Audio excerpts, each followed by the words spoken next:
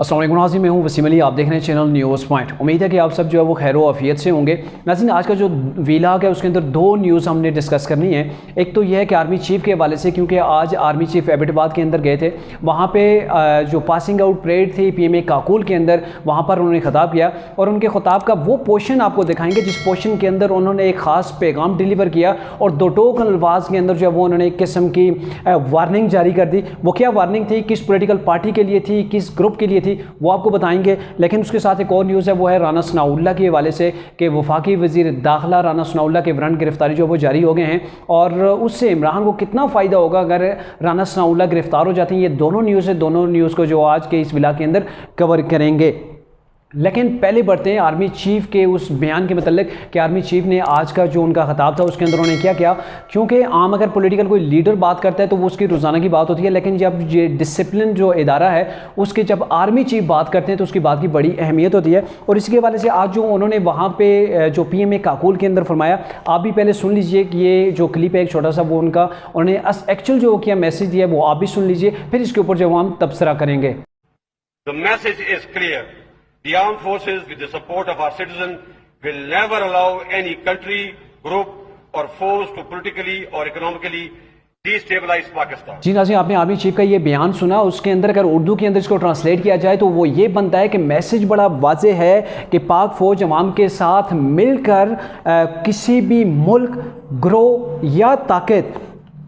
जो कि पाकिस्तान को मुआशी तौर पर या फिर सियासी तौर पर उसके अंदर अदम इस्तेकाम पैदा करने की कोशिश करेगा तो इसकी हरगिज़ इजाज़त नहीं देगी। मतलब यहाँ पे उनका पैगाम जो था बड़ा वाज़े है कि कोई भी ग्रोह हो, कोई मुल्क हो या फिर कोई भी जो है वो ताकत। अब आप देखें कि यहाँ पे कौन सी ताकत है, पिछले कुछ अरसा जो गुजरा है उसके अंदर कौन जो है वो धरने की बातें कर रहा है, कौन धमकी दे रहा है, कौन जलसों के अंदर जो है वो गवर्नमेंट को ललकार रहा है, कौन ये कह रहा है कि मैंने इस्लामाबाद को बंद कर देना है, पाकिस्तान को बंद कर देना है, मैंने अवाम का समुंदर निकाल देना है और वो समुंदर जिसके आगे कुछ भी आ गया वो नहीं रहेगा और मैं उसे रोक नहीं पाऊंगा। तो ये टेक्निकली जो इमरान खान का जो थ्रेट था, जो गवर्नमेंट को थ्रेट दे रहे थे, उसी का ये जवाब है कि आप अगर पाकिस्तान के अंदर अदम सियासी इस्तेकाम पैदा करना चाहते हैं, क्योंकि इस वक्त अदम सियासी इस्तेकाम की जो फ़िज़ा पैदा की जा रही है, अगर आप धरनों की जानब जाते हैं, लॉन्ग मार्च करते हैं और आप जो है वो जो रेड जोन है उसके अंदर दाखिल होने की कोशिश करते हैं, तो ये वो चीज़ें हैं कि आप जो है वो अदम इस्तेकाम पैदा करने की अगर कोशिश करेंगे तो इसकी पाकिस्तान के इदारे, पाकिस्तान की अवाम आपको हर किसी इजाज़त नहीं देगी। तो ये जो मौक़िफ़ था आर्मी चीफ़ का बड़ा ही वाज़े, बड़ा ही दो टोक था और यहाँ पर इमरान को समझ जाना चाहिए कि अब उनके लिए इतना आसान नहीं होगा कि वो लॉन्ग मार्च करें और लॉन्ग मार्च करके पाकिस्तान को मुआशी लिहाज से उसे जो है वो डिस्टेबलाइज करें या पॉलिटिकली डिस्टेबलाइज करने की कोशिश करें, तो इसको एक्सेप्ट नहीं किया जाएगा। साथ ही आर्मी चीफ ने एक और बात भी कही है और उन्होंने ये भी कहा है कि फेक न्यूज़ और सियासी झगड़ों को उनकी जो न्यूज़ हैं उसके ऊपर आप कान न धरें, क्योंकि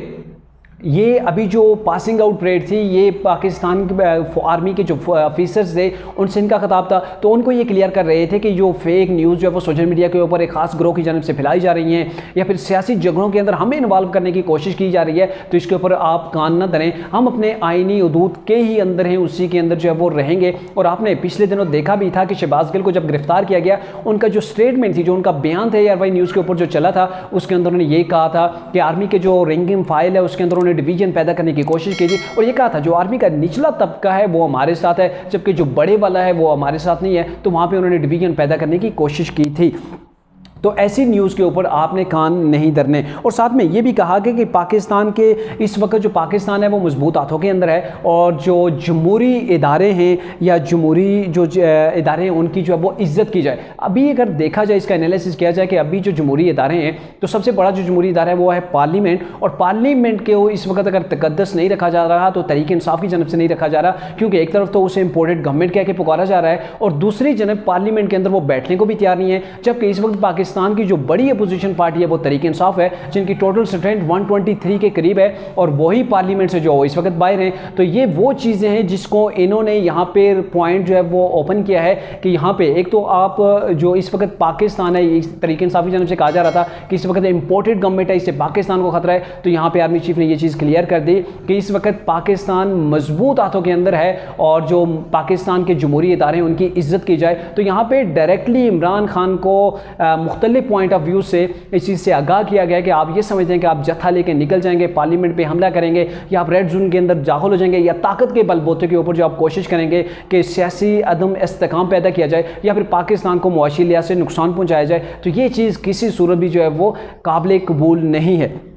اب آتے ہیں دوسری نیوز کے اوپر کہ وفاقی وزیر داخلہ جو ہیں رانا ثناء اللہ، ان کی گرفتاری کے لیے وارنٹ جاری جو ہو چکے ہیں، اور اس کے اوپر تحریک انصاف بڑی کوشش کرے گی کہ کسی طریقے سے رانا ثناء اللہ کو گرفتار کر لیا جائے، اور اگر رانا ثناء اللہ کو گرفتار کر لیا جاتا ہے تو عمران خان یہ باور کرانے میں عوام کو جو کامیاب ہو جائیں گے کہ جو پاکستان کا وزیر داخلہ تھا وہ کرپٹ تھا، یہ تھا وہ تھا، اور جو مین پاور تھی ہم نے اسے گرفتار کروا لیا، اب ورکرز کے لیے نکلنا مشکل نہیں۔ آپ نے دیکھا ہوگا کہ عمران خان کو اگر کسی سے سخت تکلیف ہے تو وہ ہے رانا ثناء اللہ، کیونکہ پچھلا جو 25 مئی کو انہوں نے لانگ مارچ کیا تھا، اس کی ناکامی کی بڑی وجہ یہ تھی کہ رانا ثناء اللہ نے ایسی پلاننگ کی تھی کہ پنجاب کے اندر کسی بھی تحریک انصاف کے جتھے کو داخل ہونے کی اجازت نہیں ملی، اور جو داخل ہونے کی جنہوں نے کوشش کی ان سے آئینی ہاتھوں کے ساتھ نپٹا گیا۔ اور ابھی بھی رانا ثناء اللہ نے عمران کو چیلنج بھی کیا ہوا ہے کہ اگر آپ اسلام آباد کے اندر آتے ہیں تو یہاں سے آپ کا جانا بھی جو ہے وہ پاسبل نہیں ہوگا، آپ کو اتنی آسانی سے یہاں پہ آپ آئیں گے، یہاں جو ہے وہ اسلام آباد کو بند کرنے کی کوشش کریں گے، پھر آپ کو واپسی کا راستہ کبھی نہیں ملے گا۔